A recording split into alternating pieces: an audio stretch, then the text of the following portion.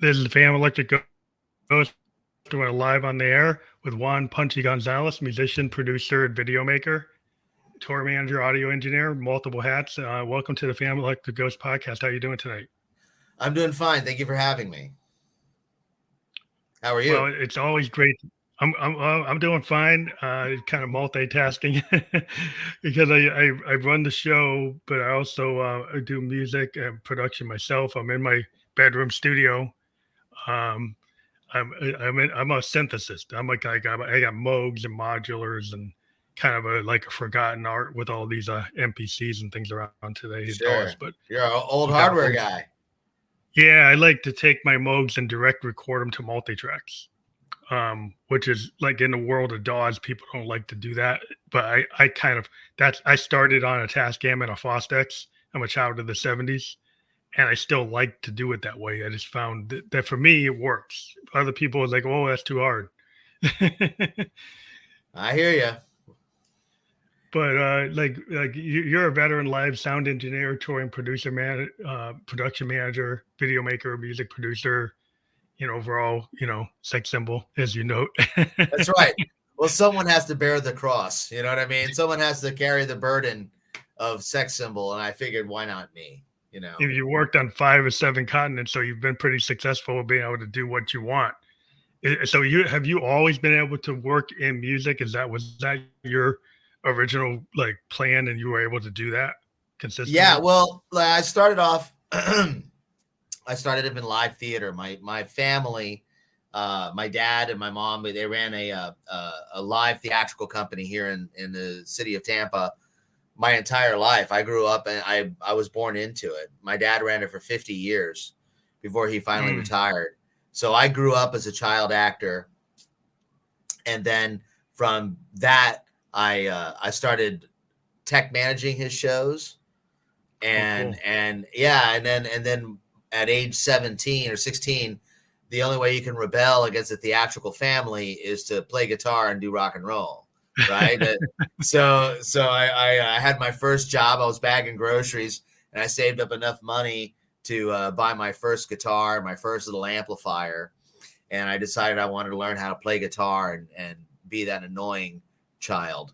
And then you get in bands and you pay a bunch of money.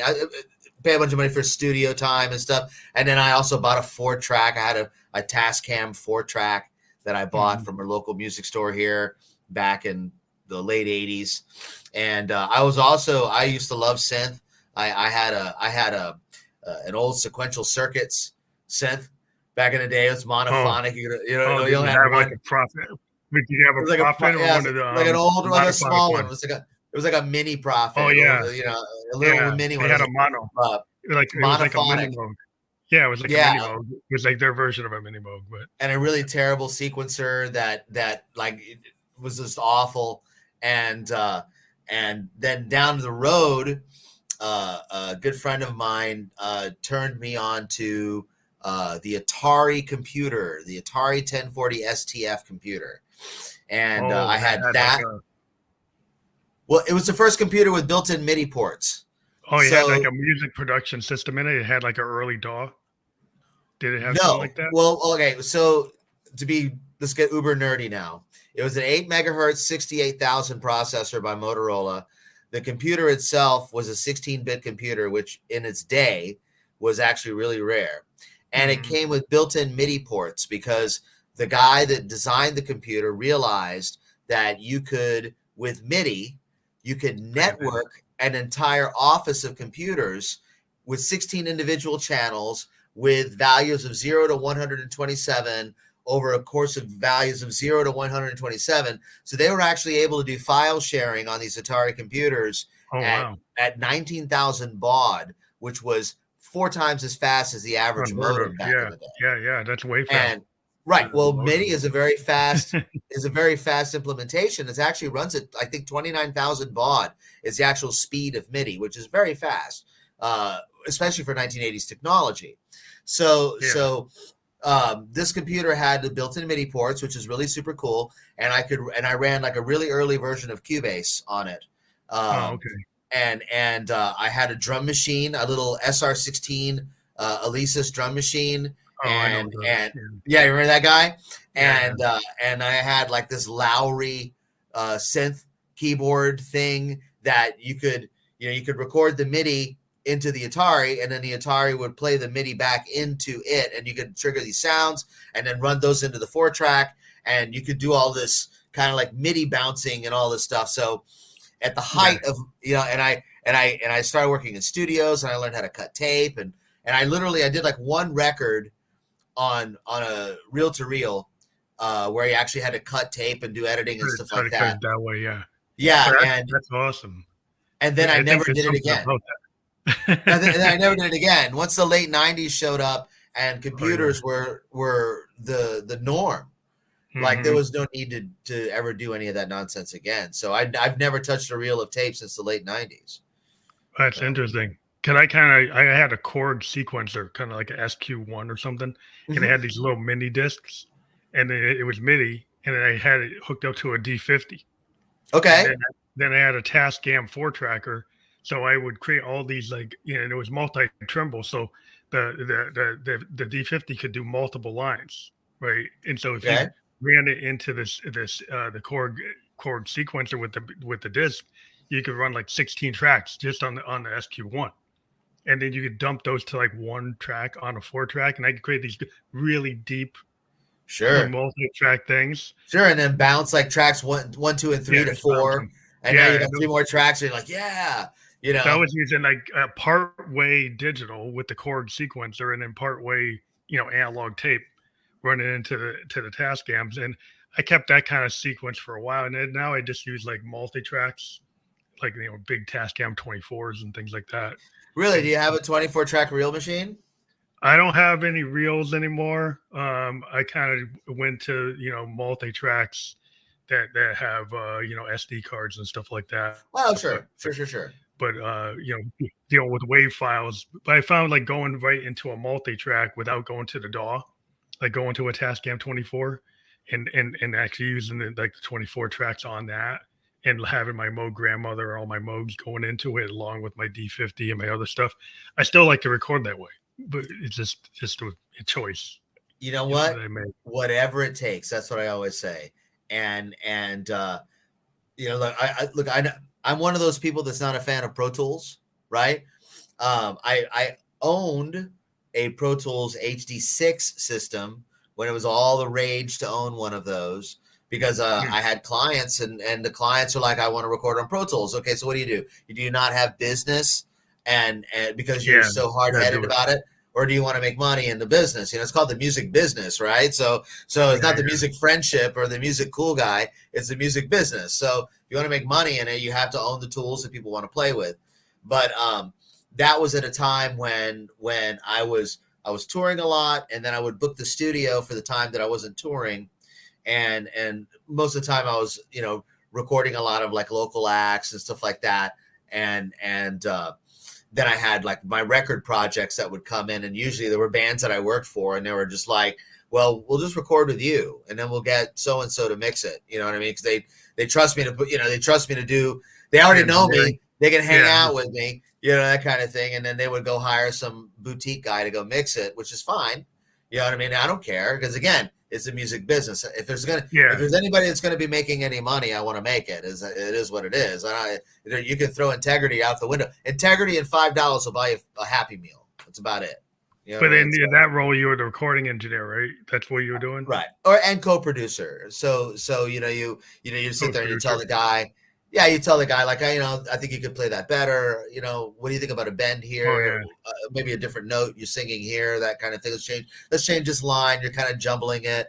You get into that end of it. You try not to step too much on the creative process of some of your clients, but and sometimes they just don't realize that they're either better than they actually are or they're worse than they actually are talent wise, and it's just up to you to just kind of get the most you can out of the studio experience for them, so you do what you can. so how much are you into actually like morphing the sound by applying like all the different after effects that you can run, things like Neve effect boards and then Oh, like that kind of stuff. Yeah, how much Uh, of that are you doing, or is that more for the producers to figure out what they want to do?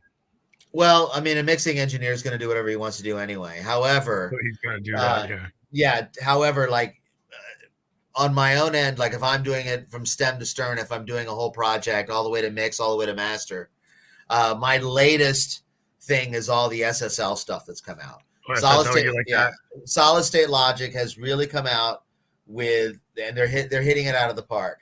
They teamed up with Slate and they teamed up with Harrison, and they're putting out probably hands down the best sounding plugins out there that are good old hardware emulations that are really well done, and then they have hardware uh, interfaces that look like a channel strip, feel like a Oh yeah. channel strip. So you're not.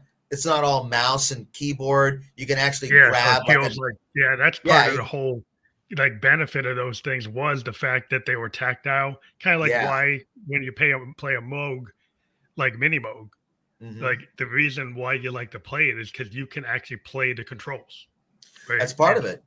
that's part of the whole experience compared to like if you're on a DX7, you can't play any controls on that thing at all. It's like where the controls, it's like gotta dive through the LED. That That's why thing you that like Roland has brought that back all sound. their surface. Yeah, they brought back all their surface controls on a lot of their scents now, where they look like old Junos. They Sure. look like they actually look like the old structures because that's the benefit of that kind of analog design was on the Prophets and the Moogs and all the old scents that I'm kind of a big fan of is like yeah, like I'm gonna play the filter. I'm gonna play the cutoff. I'm gonna play Sure. with yeah, push the sync octave sync and turn it on and off and force it like to have variability during my performance. And so it I, becomes I, like I will uh, hand it to like M Audio and companies like that and Native Instruments. They put out these nice hardware controllers that kind of simulate that whole concept for you, so they can you can mouse over a controller over on your virtual synth, and you're grabbing a real knob. mhm. And that that came out way wrong, but you know what I mean. Yeah, I get what you You're yeah, grabbing a real yeah, knob. yeah. But Well, it's like my cutoff knob on my Minimo. Yeah, it's like my Minimo. Yeah, it's like I gotta touch all those knobs. yeah, But that's yeah, it's just it's interesting because we're kind of in the age of a lot of advanced digital synthesis, but there's a lot of people who are still holding on to like the Moogs and the Prophets and the sure. Oberheims. Um, you I'm a know, big fan of the Arturia stuff. Like yeah, Arturia's got this whole vintage keys collection thing, which is relatively inexpensive to get into. And then once you're part of the club, then they do the upgrades on the cheap and whatever. But mhm. but man, I always as a kid always wanted to own a Fairlight, and I always wanted to own a TMI, synclavier, yeah, right? yeah, it's And the fearless. idea to be able to grab this like fake light pen and draw in a waveform like you could on the Fairlight, that Hmm. unless you were like mega rich dude or Peter Gabriel or something like that, you didn't own those kind of pieces of hardware. I Yeah, mean, you Frank couldn't get Zappa one of owned a those. synclavier. You know what I mean? Frank Zappa, gosh, of course, Emerson. I'm trying to think of all Rick But Emerson, Lincoln Wakeman, Power, all Rick Wakeman, they probably yeah, had all those. all these guys had all the cool toys back in the day. Stevie Or they Wonder, had he the was a big dream machine. Like I'm a big purveyor of like the Yamaha GX1, yeah, because that thing is like a monster. You know? sure, But just because I understand like the digital era and all the cool stuff you can do with the wavetable sense and the different things you can do with sampling and granular synthesis. sure. But there's something about I don't know. I'm kind of stuck on the Moog oscillators. I kind of like that. I like that that Parliament Funkadelic use or the Sun Ra use of those Sure. or the Moogs. But that's just my taste. No, those are some great tones. That was a great era of music, and there's a couple of dudes out there that are actually they're doing it for real. Like that whole Silk Sonic thing with Mhm. Bruno Mars is Yeah, just yeah, awesome. that's cool the way It's they're doing that. Yeah.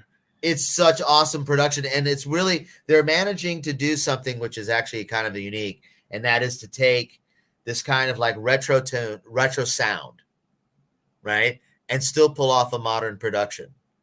Because as well as I do that like modern day drum tones don't sound anything like that you would hear back in an old 1970s rock, like an older rock and roll record or an older R&B record, like a Marvin Gaye like or something like Motown, that. like either the Motown drummers or the Funk Brothers or Yeah, Percy those drummers are Shuffle. awesome, but Those those drummers drum are so tones, good. yeah, They're but the so drum tones themselves are like not modern, they're not you know, modern. you They know, don't have that, like they're not 927, 908s, I mean 727, 908, 808s. They're not even Lynn LM1s or anything not even like that that. close. So this is actual old, School. But coded there's something heads, about you but know, the patterns, I mean, those drummers were so good at keeping they time laid it and making down. things, in the pocket. Like it's a lot to learn because like you can get on your MPC and you can try to get to that. You can try to think you're getting in that zone, but like go and listen to the actual stacks and the Motown and the Philly stuff, and you're like, you're not anywhere near that. No, no, and no, those guys are just a different caliber of muso for sure. Did you happen to see that documentary on the Wrecking Crew? Oh, the Wrecking Crew. I think I saw a clip. I haven't seen the whole thing. I've seen pieces of it. Yeah, I so didn't like watch the whole Carol thing. Kay, the bass player, and all that stuff. Yeah, I mean, these people they played on everybody's record. Like well, anything out of LA anyway. Okay, they were out yeah, of yeah. anything that was made in LA. They were on all those records, and of course they were never credited. Of course, I mean now they're credited. I mean they got Everybody paid. knows. They Yeah, got paid. They were paid. Musicians union rate, the union scale at the kind of flat time. way, like we're kind of like the comic book industry. You had all these comic book artists that were played the house rate, but they didn't own their stuff. Right. So Kirby and Ditko, they create Spider-Man and Fantastic Four. They got like page rate. They didn't get to actually Yeah. own it. It's Yeah. that kind of thing, Pay for which is hire. There was yeah, a producer named Thomas Dowd. I don't know if you ever heard of this guy or not. yeah, But no, okay, so Thomas Dowd, he was 90% of his career was pay for hire. So like all of those Ray Charles records, Leonard Skinner, all that Cream, stuff. Yeah, that Leonard stuff is all really those good. things that he produced, he was the guy in the studio and he got pay for hire. Maybe yeah, You they didn't know, get. He never got the contract to like give him any kind of royalty or percentage well, or anything. down the road he wound up getting points because he was in demand. Yeah, because everybody And knew that he had done all that work. oh man, he was doing all the records out of Muscle Shoals. He was doing all the Yeah, records out of yeah, Criterion Miami. I mean, it was insane. You know. yeah. I saw the drive-by truckers that were talking about muscle shows all the time. They're always talking about the old days because they were kind of like keyed into it. Some of the guys in the band were keyed into like that scene, Yeah. and we actually as kids they saw things going on in that scene. But it's I bet. interesting. Yeah, it's just kind of I'm kind of a child of the '70s, like I said, but I love like everything. I like from fusion jazz to like psychedelic rock and like punk rock, punk aesthetic. You see the kind of move from like the bands like Yes and Genesis to like the Clash and the Ramones. The kind of Sure. that kind of the new wave, and new wave really influenced me as a teenager. Sure. In Why the I got early in this, why I '80s. got in the sense. I got in the sense because Joy Division. Okay. They're not Yeah. the heaviest synth band ever, but like their kind of introduction to the way they used the synth before they became New Order, and I liked their approach. I was like, wow, that's cool. Because I mean, I've been listening to Emerson, Lake and Palmer, and I've been listening to Stevie Wonder on his Dream Machine on GX1 and all that. But I kind of like this. Oh, you can kind of come at it from a different way. This kind of dark, you kind of sparse Sure. production. I was like, wow, it's interesting. Yeah. The early '80s really gave us. Well, all the '80s in general. I think that and I'm going to say this, and it's people are going to get mad or whatever, and they can get mad all they want. I don't care. I think that the '80s honestly was the last like real group or real run of real musician types in the in the world. Period. Like no matter what genre it was, for some reason in the 80s there was a certain caliber. It was the end of the really great music industry. And it was like that culmination where technology and talent just actually showed up together at the same time. And then in the 90s, we have what I refer to as the planet of the apes of rock and roll. And it was an era where drummers and bass players got smart, but singers and guitar players got dumb. Right? Like in the right. Yeah, So like down. some of the worst singing, some of the worst guitar playing ever in the 90s, and some of the best drumming and bass playing ever in the 90s. And it seemed like it was like this kind of upside down, if you will. Upside down world. And yeah, I mean, one of my favorite bands is The Who, of all time. right. Because I love Entwistle's bass playing, which is phenomenal. He's like a lead bass, right? And then Moon was like out of this world because he was kind of going dun dun dun dun dun all the time in different variations. But that's like that's kind of what he was doing. But he's like he would play lead drum. He was like a lead drummer. Sure. With a lead bass player, and then Townsend's actually keeping the rhythm with his power chords.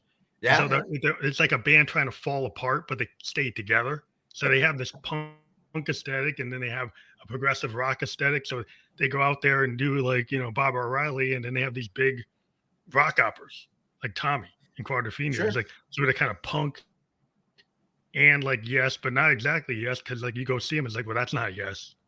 That's something else. That's The Who. Sure.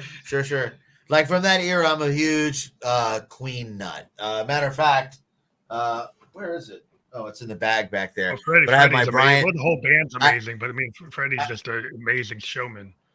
Yeah, I have my Brian May guitar. I'm on the new record, the new Cosmic Punch record. I played it exclusively. So like, the idea was that I wanted to create a fake super group that had like Brian May playing guitar and these different players playing bass and different. So I would try to emulate the way that they played their instrument. Amazing. Yeah, he's I like the musicality of his solos. Like, you got people who are like speed demons. Yeah. And then you have guys who actually, they have like style.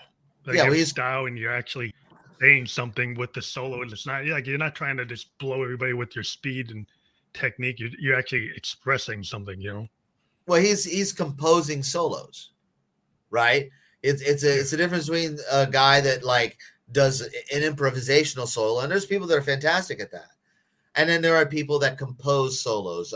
Elliot Eastman of the Cars was another one that would compose solos. Very good. Yeah, very good.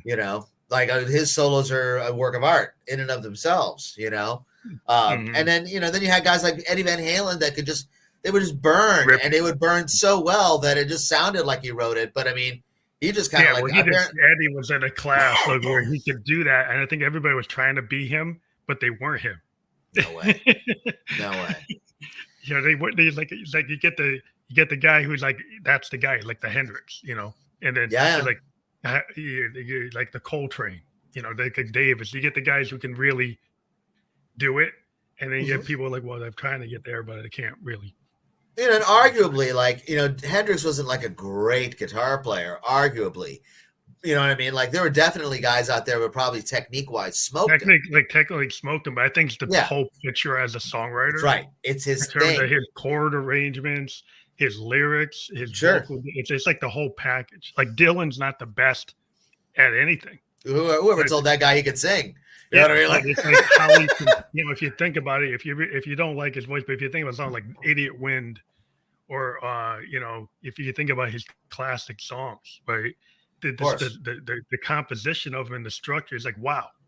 It's just the way his delivery as a songwriter. I mean, he won a Pulitzer Prize. I mean, he just is in a different zone. I mean, Hendrix appreciated that and was really drawn to Dylan's songwriting and tried to incorporate it in his style, Yeah, I think that, there was a point in time, I think, where everybody was just, a lot of the folkies were heavily influencing the heavier end of rock and roll, because I think think a lot of the heavier guys realized that if they wanted to go home with a girl and not just talk to dudes all night, then I guess they had to slow it down and sing a love song or two. They had to be deeper. They had to be a little deeper and kind of come up with something a little more magical. A little something, you know what I mean? Like and I'll tell you, because some of those folk musicians are, visually not very stunning at all. You know what I mean? Well, they had to figure out like different techniques. Dylan would come out with these different like versions of himself. Sure. Depending on it, like it's Americana version, it's kind of painted, during the Rolling Thunder days with, he reinvented reinvent himself, create characters like both. And people don't really consider he was doing that, but when you look at it, he actually was doing that. You're saying that Dylan was the Madonna of the 60s, that he kept reinventing himself. You know what I mean? Yeah, he's coming out there like Arlo Guthrie, Woody Guthrie at first. Sure. And then he comes with the nasal character, and nobody ever heard that before. He's like, what the heck is that?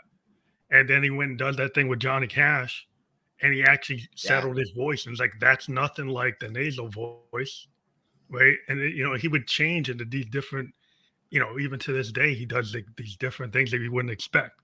Given the range, he has a certain range, but he still pushes within his range. He pushes it pretty far. You know what I heard recently? I hadn't listened to this record in like 20 years or something like that. The first Traveling Wilburys record. Oh, that's a good record. Yeah. I mean, what? Like, it's literally like, it's the Mount Rushmore of rock and roll of the 70s is like on display. Awesome. I mean, having Petty in there and Harrison, it was like, wow. And George Harrison, Petty, Roy Orbison, Jeff Lynne, and Bob Dylan. Yeah. What could possibly go wrong? It's like a dream. Jeff Lynne. I mean, Jeff Lynne's like the Beatle fanatic. He's a total Beatle fanatic, and then you kind of creating this kind of like a weird like hyper version of the band, but it's kind of Beatle influenced and ELO. It was great. It's a great record. Cool. Yeah, it's short. So cool. It's like 30 minutes long. It's a tiny little record, and it's just it seems like it was like, and I don't know much of the history. I guess I should research it. But it seems like it's just a bunch of dudes that got together one weekend and said, "Hey, dude, let's write some records." I think they all appreciated each other. Probably. I think they all they understood. It's like they all got together and said, "Hey, this works. This is the kind of you get the band together. It's like this we vibe together. This is actually going to work." Sure. Because like they had the same mission. I think they understood where they wanted to go. But sometimes that's not exactly what happens in bands. Sometimes the band's like is blowing apart the whole time until they totally explode. But I tell you, I have two young boys, right? I'm one of those guys that became a dad like old, like I had my first one at 44, right? So he's 8 now, puts me at 52. Oh, wow. But my 8-year-old kid loves Kiss, and it's Kiss, awesome. He loves Kiss. Like I did when I was that age. When I was that age in the 70s, I remember staring at the vinyl with Kiss Alive 2, Gene Simmons with the Blood, and all this stuff. The comic book. I had the Marvel comic book. Yes. Like they had a Kiss comic book special, and I was like running around trying to get it. And everybody was like, Kiss Barbie dolls. I had all the stuff. I had every toy, every comic, everything you could get. The fake blood stuff, like the boots, every kid, we're young black kids, right? But we lived in the suburbs, so we like it. Like I said, I like punk rock. I was listening to the Clash, and I was listening to the Sex Pistols and the Ramones, and anything coming out of CBGBs. So I'd be like, "Oh, Kiss, that's cool." Me and my cousins were like, everybody was looking at us, and we're like, "How come you like that stuff?" It's like, why don't you? What about the soul music? Well, I kind of like that. I mean, I like James Brown. Yeah, I like Funkadelic. Sure. But my taste was like, I'm going to listen to Funkadelic. I'm not going to really listen to everything that's on the soul radio. I'm kind of going into the underground soul. I hear you. Did you ever go to CB's before it closed? CBGB's? No, I never got to go to it. But I was into the scene. I mean, I was a kid that was like really reading about the scene in the magazines. Gotcha. And I got to all the bands, like Television, all the bands coming out of there. I was just like, yeah, that's what I like. I like that. I like the diversity of that scene. Well, I got to mix one show there. for a band called Diabolic, which is like death metal music Oh from my god, Florida, death metal. right? Yeah, okay, Death like that. metal, right? Straight up, right? And I just produced a record for them, and they were like, "Hey, we're gonna play this show in CBGB's. We'll fly you up and you mix us." And I'm like, "Yeah, okay, sure. That's cool. Why not, right?" So and they only played like I think like an hour that night or something like that. They were part of it was like a several Kinda band kind of little mini collective, festival. like No, it was like like a little mini festival, festival. Um, Okay. it was like 5 different bands from around the area, and then them. I don't know how they got on it, but Mhm. they did. And yeah, the bathroom was just as gross as everybody says it was. Well, you Um, expect that. the PA sounded okay. Like I was expecting it to be like kind of beat up. No, the PA sounded all right. And for its size, I think it's like 300 capacity or something like that. It's a little Yeah, it's room. just the kind of the intimate kind of shows there. 'Cause I mean, I was a kid, I was following bands out of like CBGBs, and then bands like Who's Do and the Replacements and Sure. the Meat Puppets. And I was like into that kind of alternative kind of scene. And I really, I was really into Who's Do. I thought Who's Do was like the bomb to me. I like their punk aesthetic coming out of Minneapolis. Is like there was something different to me. I like why I like the way they approached it. Like Zen Arcade, record the album in like 2 days in a warehouse. That's it. First take, second take. That's it. I kind of like the idea that they just did it. You know, and Yeah, the critics at the time. Husker Du is one of those awesome. Again, it was representative of this kind of era. This era where you had these professionals that were in studios that were able to record just about anything that came through there. Because a band like Husker Du isn't going to go and hire a dedicated producer to work for them. You know what I mean? They're going to whoever the engineer Get is that that day spot. in the That spot. studio. He's the guy. And then they have to, they had probably small budgets even for then.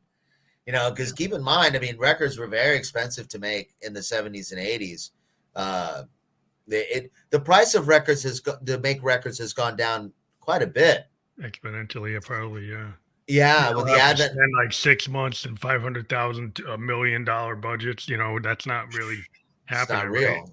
That happens with a couple of people. With I the mean, big with the big people, probably. yeah, Taylor Swift, I'm sure spends a gaggle of money on She's spending records, like and money. I mean, like people like that, they do. I mean, um, a lot of these people just wound up buying all the gear they need on their own and just kind of do their own thing, and they'll hire a dude to come in, like for example, like the Foo Fighters guys. Oh They yeah, basically gutted Sound yeah, City. they took that board, they took that Neve board out of there. The board, the tape machine. I mean, they gutted the place and moved it to his personal facility. And he hires Butch Vig, the guy that produced the first Nirvana record, to be his in-house engineer. Yeah, so he's got it all the time. He's So he got what wakes he up. wants. Yeah, he's got a band on demand. He calls them up and says, "Hey guys, we're gonna track. Drop what Yeah. you're doing." Because you guys are all on retainer, so drop what you're doing, and I'll see you here in the studio in about 8 hours. And then they go, "All right, well, what else are they going to do? This is what they do for a living." Yeah, it was kind of like Prince. I mean, he built Paisley Park because like he Yeah. wanted to just own it. Like he was recording like every day. He was freaking crazy. And if you that type of person, like building the studio in your house, why not? Because then I don't have to go down the Sunset. I don't have to go to any of these big studios. I just do it whenever I want. That's what I did in my last facility. My last facility was I converted a 2-car garage into a giant control room, and then I had 2 bedrooms on the other side of the house that were performance rooms, and I ran all the cabling through the attic, and I had closed circuit TV. As opposed to having the glass, you know how you have the glass. You did it like that? Oh, you did it like that. I did it like that. I just had a totally different room, and then I had a screen in front of me that acted like the glass. Oh, so you use like a big LED or a big LLC with some kind of screen to do it. At first, it was just a 32-inch CRT, like an old school TV. I mean, I was doing this. This is 2000. There was no flat screens, and then they would have a TV in their room, and they'd have a camera pointed at me, and they could look at me, and I could look at them. Oh wow! And it was like that. And I actually got the idea to do that by watching the making of Attack of the Clones. Attack of You the know the Clones. the movie Attack of the Yeah, Clones. yeah, I know that movie. Yeah. So they got Frank Oz doing the voice of Yoda in a completely different room in Skywalker Sound, and they're sitting at the big Neve console and all that, and he's on a television somewhere in the facility, and he's recording Just all the doing it. Yoda lines. Wow. So I said to myself, like, well, why do If you need actors the can do it, glass? yeah. If actors can do it, then you could do it. Because Why do you need the glass? You know what I mean? What's that all about? It's well, it this could be a extra. distraction too. I mean, they really need it Yeah. to see. Are you being so visual? Or are you going to actually get into it? All right. So, well, it works out in many ways, because like when I would actually have like singers and stuff tracking with me, I would cut off the camera to the control room so they couldn't see what was happening in the control room, and they were more free to focus kind of on be their part. themselves and work on because if they have to make that stupid face to hit that note and all that, and then they look up and they see people in They the may control room subconscious. laughing, you Yeah. see the guys in the control like Well, that's not famous guys like Hendrix. They used to put like blankets or sheets up so Sure. people couldn't see them. Because they were Yeah. so like shy in a way that they would do that. I mean, Prince was known for doing that too. Like in certain situations, he would close it off, put like sheets in front of the class, and like you don't know what the heck he's doing. Imagine being that guy. You're at the mic and you're like just singing your heart out, and you hit the high note, and then you look into the control room for like some sort of affirmation, and no, everybody's just like, what's that? Dude, budget over the budget. Run out of tape. Then it kills your vibe, like instantly. So the enclosed room, and thank the maker for pitch correction. In all fairness, like I found recording other people as well as recording myself, that the chance to make art is no longer subjugated by whether or not you hit the note dead on. Yeah. Well, sometimes get a guy like Neil Young. He kind of purposely doesn't hit the pitch because it's kind of like is endearing that he can have a shaky. They can be shaky on purpose, in some cases. But look, I'm sorry, but I'm one of those people that just doesn't get it. You don't get that? I don't get it. To me, he's like the zucchini of rock and roll. I don't get it. I kind of dig it, but I mean, I'm coming from a different place in terms of, I dig Lou Reed, and it's kind of monotone. I like Lou Reed.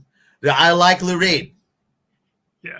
They didn't care about pitch at all. Is they keep it in the monotone. I saw Lou Reed in concert at this it was like a small theater here in Tampa. I want to say like 91, 92, something like around that era, right? Were you doing like New York? Like he had just put New York out or something? I don't remember. I was like 19. Like a big comeback for him. The album did really well. I was like 19 years old, and I remember Lou Reed being the voice of Mock from the movie Rock and Rule, which is an animated movie that I really liked when I was a kid. And someone gave me the tickets to go see it. And I'm like, sure, I'll go see it, And I really gained a lot of respect for that man. And I mean, I should anyway, because of what he accomplished and all that stuff in music. But I mean, I didn't know anything about it. I was a 19-year-old kid. I was into Yngwie Malmsteen and Paul Gilbert. Oh, you know about the Velvets and all that. I was a Ripper fan. I was into that. You know what I mean, at the time. And I just got these tickets and I got to see it. And I really learned a lot that day, and it gave me a new perspective on a different type of guitar playing. And he really was quite good as a guitar player. And his guitar tech was really neat. His guitar tech didn't seem to use, because of course I'm paying attention to everything that's going on the stage, and his guitar tech didn't seem to use a guitar tuner. Yeah. So what he did was he put the guitar on his neck backwards, right? And he was tuning the strings, feeling the vibration on the back of his head. Oh, wow. Tuning the strings to the song that was being played on the stage. Wow. So I don't know if that was a good or a bad thing, because maybe progressively as the night went on, the guitars just slowly went out of tune, uniformly out of tune together. You know what I mean? Like as a night either went sharp or flat. depending on what was being played on stage, and there was no actual mechanical tuner. But I found that to be really interesting too. There's like even the guitar tech is like this kind of analog kid. You know what I mean? Like it is. Yeah. I don't Wasn't need no doing it. tuner.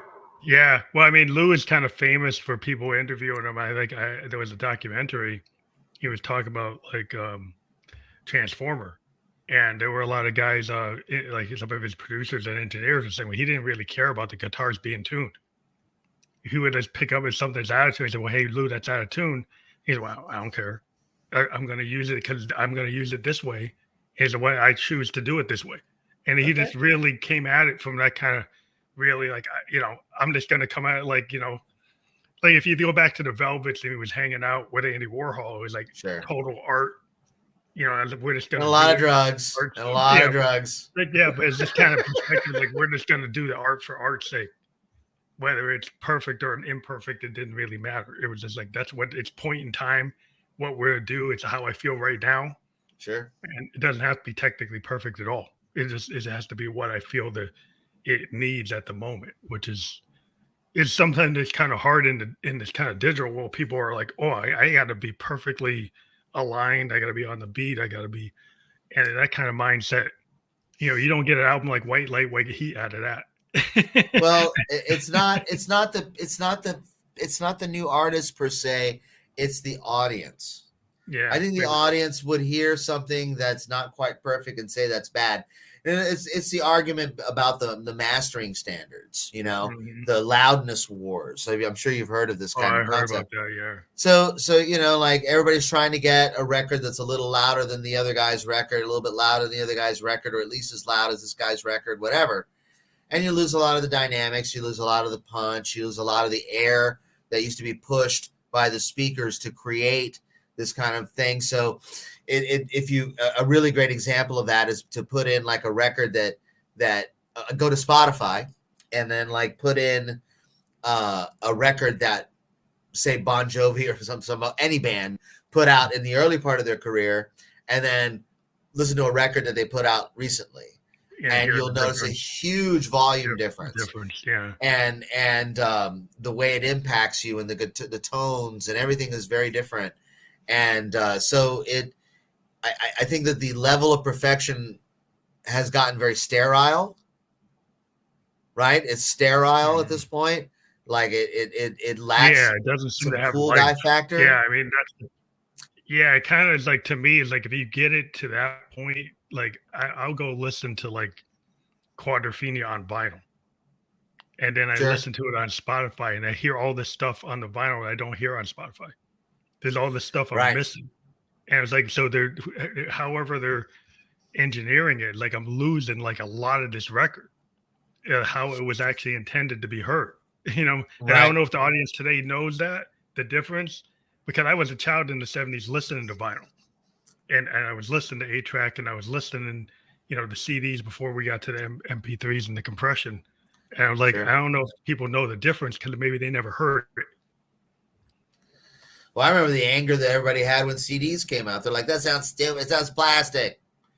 It sounds terrible. And now we long for them. We're like, oh my gosh, if only we'd have this little piece of plastic that was so brittle that a little micro scratch on it would ruin it forever. You know what I mean? If only we could have that again. You can't always. There's a lot of grass is always greener. Vinyl. Well, there's a lot. I see a lot of bands, like a lot of like small, independent emerging bands, still like doing custom batches of vinyl when they can, because I think there's a certain market for people like, I like the artwork, I like the presentation. Like it's like if you just get something off a Spotify playlist, you don't get the full picture. Like as if you actually, when I went out and got that Zen Arcade album, I got the full picture of Husker Du. If I just listen to like one song of examples of that type of music on a Spotify playlist, I don't get the picture of what Zen Arcade was. No, nor will you hold this. Don't lose that. This thing that sometimes it had the double fold. Like Kiss Alive 2 had the big fold out, and then like you saw the whole band like live on stage in the smoke, and you're just like, man, that looks cool. That's awesome. The whole experience, like even listening to Pink Floyd. Like you go in the Sure. basement with your friends and you're listening to Pink Floyd, and it's not one song; it's like the whole freaking album. Like then Yeah. you sit there, you listen to the whole thing, like Dark Side of the Moon. You just listen to, and I don't know if kids do that with the artists today. Do they have pieces of work that would make you sit there and listen to Sergeant Pepper's all the way through, or Close to Edge all the way through? Are kids even into that? Do they even see music in that way? That's a good question. I mean, I think that the trade-off for most people, not just kids, is that in your telephone, hooked up to your car through Bluetooth, you literally have the entire Tower Record store Yeah, at the but drop of a hat. I think they lose the experience of, to me, like listening to an album is like reading a great book. Mm. And if you just treat it as like background music, or you can just carry it around with you, you lose the, actually, like you're taking cliff notes for an artist, right? You're getting like, maybe to me, the single doesn't represent the core of any artist. It's the deeper tracks on their record that represent who they are. And if you Tell never that hear to that, tell then you that to don't. Tony Basil, man. You know who that is? Yeah, I Tony, know. yeah, Yeah, I know. one song. That's Mickey. it. That's Yeah, I know yeah, Mickey. Yeah, one but song. one hit wonders. I mean, but not even a record for it. Just one song. That's Not it. even a record. You know what I mean? Like, Wasn't she like a video, like director? She was like a dancer trainer and choreographer. happened to, She was the yeah, Paul Abdul of the early '80s. yeah, and then she happened to find that one song. And I guess One song, she couldn't and replicate. well, I mean, nobody. She never. I don't think nobody ever asked her to make a record, nor did she had expressed any interest in making an actual record. So, Yeah, one off. one song, baby. That's it. Yeah, I think there's a lot of one hit wonders that actually have more songs. They just never got them through. Yeah, like Flock of Seagulls. You know, Oh yeah, and, yeah. Kajagoogoo. Kajagoogoo, yeah. Yeah, you can name them off. Like Echo, well, Echo and the Bunnymen people. There was a couple of songs that broke through a little bit. Man, I had all their records, but like nobody probably knows who they are unless you're really into it. But Big Country, like how many people remember Big Country? Yeah, Big Country with their hit "Big Country." Yeah, from the record "Big Country." Yeah. Like they had like 5 albums, but they had one hit, you know. Yeah, Talk Yeah. with their song Talk from the record Talk. Yeah. Yeah, you got more work than that, but you never see it. But that's just like the history of music, is like if you actually can get that second hit or third or fourth or fifth, then you can be more sustainable. I mean, hats off to those people that can get people to listen more than once. That's a hard thing. Good for them. I mean, I don't, being an independent artist myself, and I always like to say that my dozens of fans, all the flat the earth, I mean, of course, I like to add a few zeros onto my fan base like anybody else. But at this point, at this point, you're gonna love this. This is really amusing. I have two small children, right? And I'm a fairly older guy. So I'm hoping at some point that my children will be teen parents and I'll have grandchildren before I die. Oh, yeah, before I die. They don't want them waiting until 40. Yeah, don't do like I did. I tortured my parents for all these years. You know what I mean? But I put out about an album a year on average, right? Mm-hmm. So about 10 songs, 11 songs a year. Original music. I record everything, all that stuff on my own. And the idea here is that by the time I die, right, I'll have literally hundreds of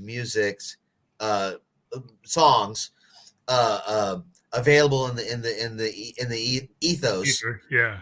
So that my legacy grandchildren and maybe my great grandchildren or whatever will be able to listen to it and say, "Wow, that's awful." it's this really long play troll. I'm playing the long game on the trolling of my own great grandchildren. Yeah, I want like, them to be. I want them to be thoroughly embarrassed by the music videos. I want them to just roll their eyes as far back into their head as possible. What Dad, is this what's garbage? that? What are you trying to do, Dad? Come on. Well, my two children love my music, and that is the sweetest thing when I'm in the car and they're Oh, they singing. like it? They love Yeah, it, that's cool. and they singing the lyrics all wrong. You know what I mean? The way you're Yeah. supposed to when you're a kid, you sing the lyrics all wrong. You get the You know wrong what I mean? idea. Oh, it's the The wrong best. word. Well, that's always cool. It's cool.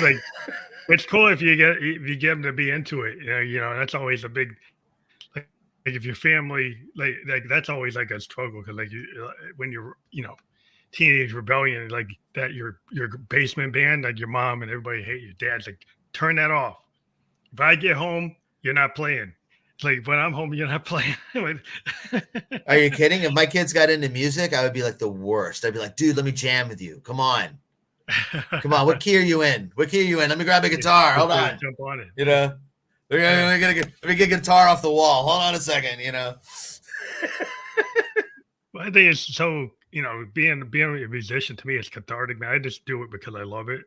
And, I kind of, got into the podcast because it seems to, it just brings people to my, the idea of Family Like the Ghost. But, I just, whether I ever get anybody listening to a Family Like the Ghost song isn't really like the point. Like I kind of use it to just get through a lot of ideas that are kind of percolating in my head, and I just put it out there. And it's sometimes like when you put something in the world, you never know when you get opportunities, and sometimes something comes from it. You never know. And I've had actually situations where people have like found some of my stuff and it's led to an opportunity. I'm like, wow, you just don't know. So I think it's just as an independent artist, it's just you put it out there in the world and you don't be scared of what you put out there. You just deal with it. Sure, 100%. I mean, and again, I'm sure like you're like me, you have a day job. You're doing something for a living that actually makes you money. I'm lucky enough that with my touring and my whole musical career, I work.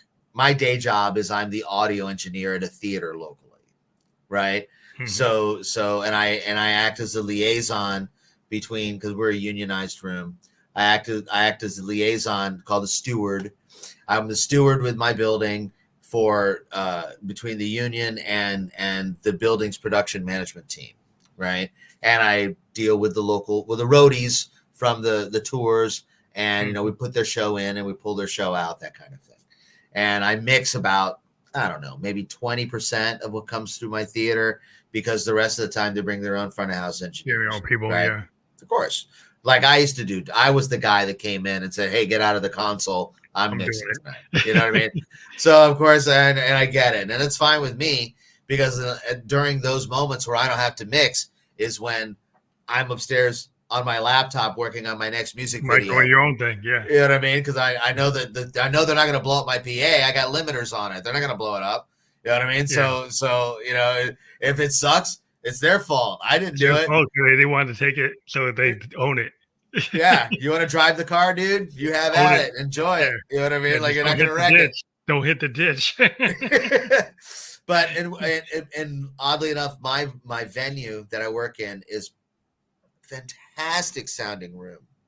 Like there's how you go into certain live concert venues and they sound like poop, and there's just no helping it because acoustically this is like trash acoustics. You're like, man, what am I gonna do here? I got a $500,000 PA up in the air, and the room was acoustically treated 10 years ago when they did the build out. If you want reverb in this room, you have to add it. It's like mixing in a control room. It's fantastic. It's awesome. so forgiving, and the slightest little fader move is like, whoa, like you really like notice it. Unlike a lot of spongier rooms where you really got to do aggressive, it's so it's a dream to mix in, and anybody that can't mix in my room really needs to retire. Because my room it's definitely what you see is what you get. You're not fighting acoustics so much as you're having to create acoustics. It's like mixing a record. Yeah. So that's cool. And you're able to experience that, because your daily, that work probably assist you in what you do for your own work. The fact that you have the skill set to know how things should sound and how the room Sure. should sound, or how that a band should sound in that room based on how they play and what they're trying to carry over. Being able to Sure, and make it's those also really handy, like when we're in off time and there's no show in the venue, and I can like crank up this PA system and just listen to anything I want to listen to it, like at any volume I want to listen to it at, and it's great. It's like listening to the biggest, coolest stereo you've ever heard in your life. Yeah, You know what I it's mean? It amazing. really is. It's Yeah. awesome. Yeah, it is really Have your an hands on experience. something like that, then you're like, wow, you can test out like Yeah. how your stuff is going to sound there. Well, not just that, but like you can remaster records that kind of suck. You go like, yeah, well, let me just fix these EQs a little bit, Yeah. That's You like the cool. record, but you hate the production. Yeah, well, yeah, there's probably a lot of records like that. If you go back into the past, it's like they could have done a better job on this, but it's everybody's kind of personal taste of like what you like. So Yeah. it's like your lens that you put on it. Depends on like where you're coming from. Yeah, like for example, the album 5150 by Van Halen. This record? Oh yeah, Okay. I had that record. That's straight up like Simmons drums. Like that's straight up like octagon shaped, electronic Simmons like drums. Prince drums, yeah. Well, not even the courtesy of an LM4. You know what I mean? Yeah, This is straight up Simmons, like without an LM4. You know what I mean? Like it's like Simmons, and there's just no way that anything like that would fly today. But man, you listen to every song on that record and it's a hit. Every song is a hit. And Sammy is singing his tuchus off the entire time. Eddie rules. I mean, a whole record is just no wonder it was Van Halen's first #1 record. Well, I mean, like Sammy is like a lot of people, like they I don't know. Some people either like, David Lee Roth or they. I like both. I like both. But I kind of like I like the way Diver Down sounds, and I like the early Van Halen, and sure. I dig Sammy because Sammy's got a lot of talent. Some people kind of put him down, and I think that stuff is really good. I mean, I like the band he was in before that. It was the name of the famous band he was in. Montrose. Montrose, yeah. I mean, he was cool. Maybe not everybody knows that, but that stuff was cool to me. Sure. No, I mean, look, I saw Van Halen with Roth. I saw Van Halen with Hagar. And I mean, they were just bigger with Hagar, and that's cool. You know what I mean? I mean, it was definitely like more legendary with Roth, and I got to see Roth with Steve Vai, that first Eat 'Em and Smile tour. I saw that. That's cool. And that was fantastic. You know what I mean? Like that was really, really, really cool stuff. There's nothing to complain about. It's okay. You can like chocolate and vanilla ice cream. Yeah, you don't have to different be phases. You don't have to be Team Bon Scott or Team Brian Johnson. You don't have to do any of that. Some people are like they get like that, with bands. They like either like the Peter Gabriel Genesis or the Phil Collins Genesis. Even though Phil was there as the drummer in both, like one guy's doing lead versus the other. Some progressive people were like, we like the Peter Gabriel Genesis a little bit better because it was a little more out there. Sure. And less commercial, so it was like that's kind of what we liked. But Abacab, cool. In the metal community, there's always that like one guy that goes up to the band and says, "Hey, I really like the first song of your first record, but the rest sucks. Can you sign my shirt? You know what I mean? Can you sign my shirt? You know what I mean? Like why are you here? If you hate the rest of the catalog, or going up to the band guy, hey, it's been like 5 years since your last record. What's up? Like, what's up? What's up? What's up? I don't know. None of your business. How about that, pal? What's up? My middle finger. That's what's up, pal. That's you know what I mean? Yeah, some people just want you to be like that one period that they're into. Yeah, that's what it is. And it's like, okay, well, you're 17. You liked, Aerosmith. Yeah, that's where they were, but that's not where they are now. You Dude, know? I mean, think about all the people that abandoned Metallica when they put out the Black record, Mm-hmm. and it's like, oh, they're not heavy anymore. They suck. Okay, well, that's your opinion, mate. They just They added got a themselves zero. out. They just added a zero onto the amount of people that like them. So I mean, however you want to look at it, pal. It's cool that you're gone. I guess go dig on Everybody some has an Anthrax. evolutionary moment. Like if you Yeah, evolve to like push to another level, and then people think you're sold out. yeah. Every Well, time. look, one of my all-time favorite bands is Queen, right? Oh yeah, And Queen's since awesome. Freddie's death, they've put out like a couple of records. Like I think one of them is called Made in Heaven, and I think they Mm-hmm. put out another one after. It's all kind of lost archive Freddie stuff, stuff that he had recorded before he died, or Oh, stuff that that kind of stuff. Yeah, they kind archive of stuff is cool. scrapped. They kind of scrapped and they kind of tracked around it, kind of thing. And dude, I've never bought any of it, or nor have I listened to it. And it's not because I don't like Queen, and it's not because I don't miss Freddie singing or anything like that. It just, I've never pushed play on it, and it's not. You know what? I'm going to do it now. Now that I've said it, now that I've Mm-hmm. said it out loud, I'm going to push Check it play on out. it and listen to it. I'll check it out tomorrow, even though it's been out like 20 years. You know what I mean? Like when they, I think the Beatles put out some new song. I love the Beatles. They put out some new Yeah. song recently. They found some old tape of John singing, so we wrote a song around it. Yeah. Okay, cool, dude. Is it Right. Sergeant A lot of Pepper's? Beatle purists were kind of on that because like that's not a real Beatles song. That's Yeah, kind of like when they took some Hendrix stuff and they had people play on it. yeah. Like they had some people go and do overdubs. Like you can't really overdub on Hendrix, man. All right, Those are just so I'm leave it sure what it is. you've been listening. Have you been listening to this thing about master reel ownership and the copyrights losing copyrights and things like that for master reels? Have you been following any of this stuff? Yeah, I've heard about that. Okay, so I wish I remember the name of this gentleman. He came to my theater recently, and he's a Muscle Shoals like session guitar player. He still lives in Muscle Shoals and all that. And he's telling me that what they've been doing is they've been going in and finding all these 4-track masters that are sitting in the vaults, Oh right? wow. And they lift the vocal tracks off of them, Oh right? yeah, because they can pull them out. Yeah. Then they get a live drummer to manually make a click track Oh, to go with over it. over it, right? Oh wow. And then they bring in a whole new band and track the record around the original vocal. So they Oh just did a wow. whole bunch of Aretha Franklin stuff, Like that. and like that. Oh wow. Expect like new versions of old Aretha Franklin records played by a brand new band, all new recordings of the band in stereo, because a lot of that stuff is mono, in stereo with modern recording. Hmm. Because now they've that allows them to recopyright the master reel Oh, so they're trying to for kind another of 100 like years. redo it. Oh, so then they'll own it. They'll get the money off of it. That way they can obtain royalties for these songs that are getting ready to expire. Well, you heard what happened to Mickey Mouse, right? Like Mickey Mouse is 102 or 103 years old now, right? So because Mm, of that, Disney no longer is public owns it. domain.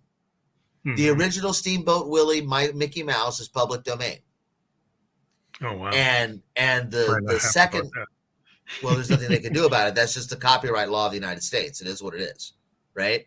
So the entire musical of Showboat, the Broadway musical show that has Yeah. Old Man River, da, Yeah. da, Yeah. da, da, da. That whole thing is public domain. Oh yeah. Today, Yeah, you that's the could way the record. copyright law is. Yeah. Today, you could record that entire record note for note and not pay 1 cent in royalty. Oh, that must be the new way to get some cash. It's the new way. But like I don't know. Like to me, it's like I have some love for the original recordings, and I'm not always so keen on hearing the more modern version. I guess people today because they like purity or whatever they think it is. But I mean, I go listen to 78s of James Brown and the Famous Flames, and I wouldn't really want anybody to re-record that. because that's what it is to me. It is what that 78 is. Sure. But I mean, that's just my opinion. But maybe some people think they want to do it better. It's like, how are you going to do that better? Probably not. Probably not. Probably not. But I still like this idea of taking these original vocals and giving them some new love, especially for people that are already dead. You know, if they're already dead. Yeah, if it's stuff that wasn't, yeah, if it's stuff that nobody ever really heard and it never got really pushed out, that's kind of cool because it gives it life to something that can be appreciated. Like if it's an archive and we never really got to it, I'm really more into that than as if it's something that's really highly known. I'm not so much into that, but if it's something that was like more like unearthed and we never really heard it, that's kind of been my as a fan. That's kind of what I'm into. But Yeah, no, I hear you. But it's still better than I guess anything Diddy did. oh yeah, yeah. It's like just lift the Sting song and put crappy lyrics over. And I'm one of those people, and I hate. And I'm going to say something that's. I'm not a fan of Rage Against the Machine. I don't get it. I like the Beastie Boys. It was already there. You know what I mean? Like, Well, they were like punk, I mean, the yeah. Beastie. Yeah, they I'm were saying punk. the Beastie Boys kind of already did it. You know what I mean? So Rage Against the Machine was like, Wow. yeah. Yeah, their thing was mean, they're trying to be like an MC5, like if you know the whole history of MC5, like they're trying to be a modern version. I know, but there were no MC5. jams. Yeah, No they weren't like jams were being kick out kicked the out. jams. I didn't. It's not like kick out the jams. I didn't feel. I You didn't. didn't feel it. You didn't feel that Jams MC5. being kicked. You didn't feel that. All right. Well, we actually hit our hour mark. We're talking so much. I really loved it, but we do tend to have to keep it within the hour. Can I plug my record really quick? Fantastic, and we do have your link there for Cosmic Punch. All right. The new record is called For All Nerd Kind. It's all nerd music for nerds, and I only sing about nerdy stuff. And the new video is called I Love Anime. Check it out, and if you don't, then you're a jerk. Can you get to Threaten your audience? Link? Can you get? Yeah, if you go to get that from cosmicpunch.com. Absolutely.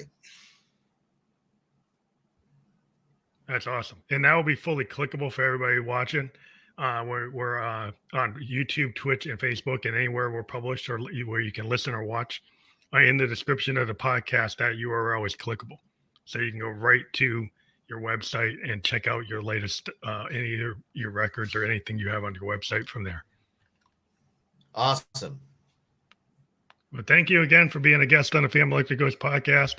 Hope you have a good holiday next week, and I appreciate you being on the show. My pleasure, my friend. Thank you very much. Yeah, have a good night. Have a good evening.